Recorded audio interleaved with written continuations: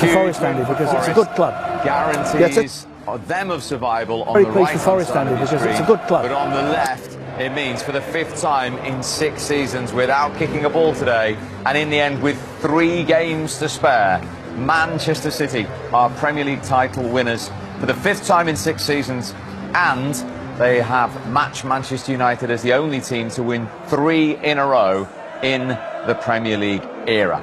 That's for City, but for Forest, your former club, Stuart, they've spent 114 days in the relegation zone this season. They've brought in 30 players in 2 transfer windows. They've just won 3 home games in a row. What an achievement with a game to spare. It's been incredible. I mean, a lot of the plaudits here have got to go to Steve Cooper. He took the team up. They played a great brand of football. We had probably about 8 games in the Premier League. I spoke with him and he said, look, we're going to have to change the way we play to stay in this division. He's done that. They've played a good brand of football, but they've defended stoutly, and to do that today, to get a result out of this game. The fans have been behind the team from start to finish. Even with bad results, the fans have been there for the manager. And to bring that amount of players in, I was scratching my head last summer thinking this could be a complete disaster. And he's managed it. And credit to him and credit to the club. And Michael, Steve Cooper's someone we both know well. Let's remind ourselves, and indeed the viewers, when he took the Nottingham Forest job, they were bottom of the Championship. He's guided them into the Premier League, and for the first time in 27 years at Forest, they will now have back-to-back Premier League seasons. Absolutely, yeah, incredible. What a job he's done, and to think there was a lot of people criticising, a lot of people questioning his job at one point this season, but he's done an unbelievable job. I know how popular he is in Nottingham, and rightly so, as you say. He literally lives 5 miles away from my house. In fact, I was riding on my bicycle the other day and he was jogging past me on a rare day off. So I stopped to say hello, believe it or not. But, yeah, exactly. And I was in Lycra. But anyway, that's another story. He is a genuinely nice guy. A brilliant manager. He's done an amazing job at this football club, and you can just see what it means to the players, the fans, and him himself. It's an incredible result. And we say congratulations to City, rightly. Yeah. Arsenal, understandably, after last week, just didn't have enough in the tank. Yeah, I just think that what it's shown in the last 4 or 5 games, obviously how hard it is to try and chase down Manchester City, but you do need the squad. You need the squad to be able to do it. I think today, you saw, you needed a different plan today. You needed a focal number 9. You know, you needed somebody who's not afraid to maybe pass that ball into the areas where things can happen, through lines, taking a chance on passing the ball into those areas. And those are the things that Arsenal are probably going to have to work on now in the summer. Edu, I think, qualifying for Champions League, probably giving him a little bit of time to really find some targets. But that's what's going to have to happen at Arsenal now, Steve. We're going to have to bolster the team and the squad simply because we're going into the Champions League. They're going to want to be challenging again, and they're going to need to get another level of players to make sure that they can do that. The fireworks being let off on the banks of the River Trent. They will be in the blue half of Manchester as well, of course, because Stuart played and managed for Manchester City. Very different club back then. But what about this for achievement? 5 out of 6 and 3 in a row. And that's only the second Premier League team to do it. Well, they're in the middle, I think, of a massive dynasty of football at the moment. You know, they could have their hands on the FA Cup and the Champions League over the next couple of weeks. The brand of football Manchester City are playing, I've been fortunate enough to cover their recent games, and every time I go up there, they take the level of football to a new level that I've never seen before, if I'm being quite honest with you. I think they're that good. Some of the players that you think, John Stones, for instance, you know, he's playing a brand of football, the football of his life, you know, and you go right through the whole team and the whole squad in respect to that, Jack Grealish, and the list goes on. So for them it's brilliant. I'm sure they'd have preferred to have won it tomorrow on their own pitch, winning a game or whatever, but you take what you can. They've been worthy champions, and Arsenal, credit to them, have pushed them all the way. If it wasn't for Arsenal, we wouldn't have had a title race. Yeah. Make no mistake about that. And they will get the trophy tomorrow. 7 games ago, they were 8 points behind Manchester City. Not just the brand of football, as Stuart rightly says, the mentality they've shown again, a momentum to get this title this year. Yeah, definitely the momentum. I think the mentality is probably a given in the respect that they've done it and done it and done it over a period of time. I just think they're serial winners now, so I don't think we could question how they were going to perform in the run-in. They've just been absolutely faultless. And when you say about there was an 8-point difference the other way, the swing has been incredible. You stop to think, did Arsenal lose a grip on their form? Did Manchester City kick into another gear? Well, they've won 11 in a row, haven't they, City? And it's inevitably, obviously, a little bit of both. But there's no question that Manchester City are the best team in the league at the moment. And with Stuart, I mean, I watched them in Champions League the other day, and I'm struggling to remember, I should say, a better performance in my life than that in the first half. They were mind-blowingly good.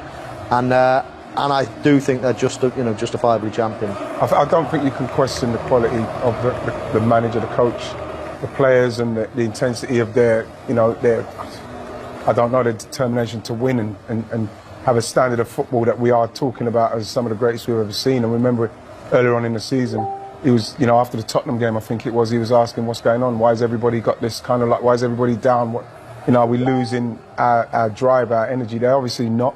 We can't ignore that they have got the capability of maybe buying the players that they can continue to replenish a squad that we've seen, just demolish teams. Look at you look at Liverpool trying to chase them down. You saw what happened to Arsenal. Arsenal drew 3 games, drew them, and we know that Manchester City are able to go on that run where you can't afford to do that against this team, because they do not slip up at this stage of the season, and this is why 5 out of the 6 Premier Leagues they've won them, because they've got the best coach, they've got the best team, they've got great resources, and it's very difficult for other teams to try and live up to the pressure of not.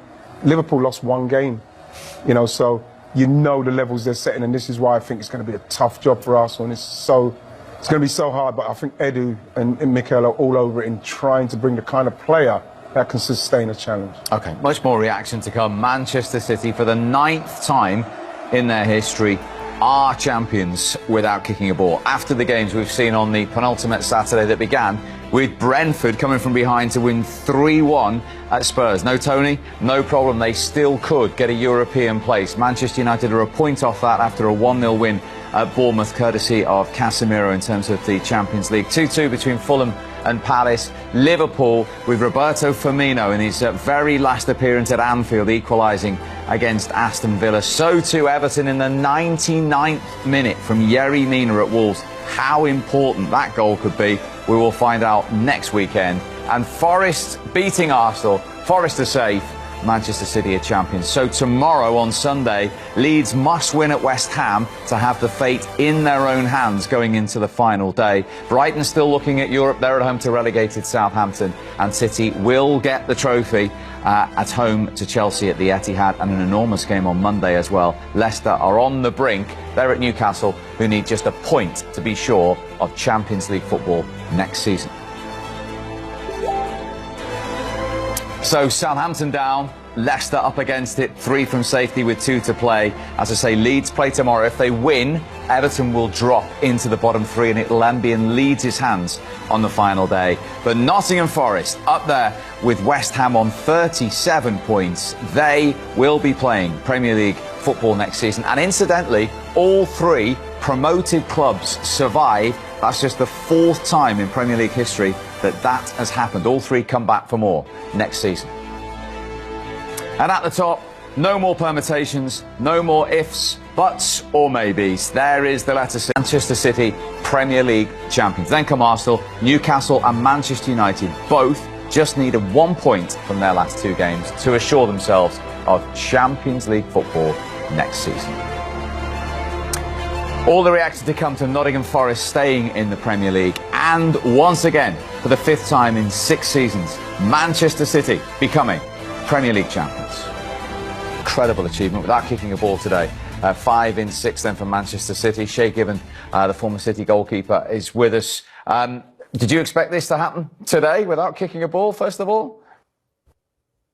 No, definitely not.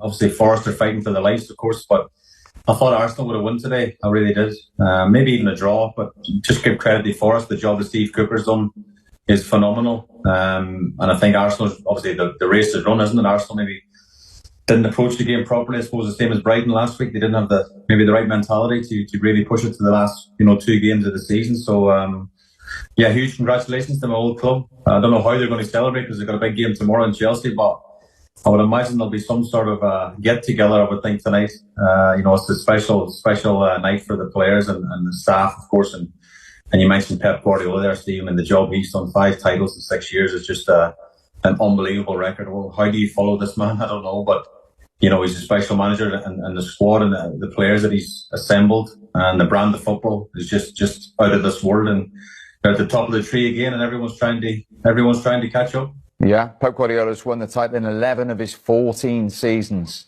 as a manager. Was there at a stage this season where you thought he might not with Arsenal's lead? Yeah, I mean, Arsenal were flying. I think they had a lead in January. I think it was that wasn't, no team didn't win the league. Had the same amount of points in January, but they just kept going the last whatever amount of games. The home run for Man City was just, they got the bit between the teeth, as they seem to do in the second half of the season, every single season. And they just chase down teams or at the top of the league, and they win every single game. They're relentless. They're a team of winners. They're a squad of winners. The likes of Alvarez, who's on the bench most weeks, who's just won the World Cup. The strength and depth, Foden, Mahrez, all these guys aren't even on the pitch, And then you look at Haaland this year, 52 goals. Just a phenomenal record. Jack Grealish has come into his own this year. Bernardo Silva. I mean, the list goes on. De Bruyne, I mean, you could be here all day. Gundogan gave us some important goals at key moments. The performances all over the pitch. John Stones is playing 7 different positions, I think. So there's some outstanding performances. And Shay, finally, any doubt in your mind they're going to do this treble now? 2 huge cup finals to play. Yeah, the only question now is, what does Pep do to the remaining 3 games? Obviously, you've got Chelsea tomorrow, 4 o'clock, and then, Brighton and Brentford the last 2 games. So you don't want to just down tools now and play the reserves, because they've got a huge couple of games and 2 cup finals. He has to keep the fitness right and the balance right and keep the mentality right, because everyone thinks they're just going to turn up in both finals and win it. But we all know in sport and football it's never that easy, Steve. So it's just getting the balance right with fitness and keeping his best players sharp for both finals. But just want to say huge congratulations to the whole lot of them. What a great season again.